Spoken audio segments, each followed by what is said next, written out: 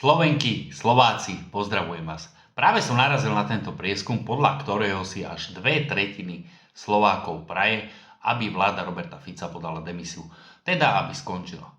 Nebudem hodnotiť tento prieskum, či je pravdivý alebo nie. Na čo chcem však poukázať je fakt, že opozičné politické strany prezentujú tento prieskum tak, že až 2/3 Slovákov si prajú, aby vládu Roberta Fica vystriedali práve oni. A toto je veľká lož, dámy a páni. Slovensku nepomôže, ak sa k moci dostane neschopný Šimečka s celou svojou rodinou prisatou na štátny rozpočet a s celou svojou organizovanou skupinou Progresívne Slovensko. Slovensku nepomôže, keď sa opäť dostane k moci Naď s jeho organizovanou skupinou cintulovcov, ktorí chcú zatvárať ľudí za opačný názor.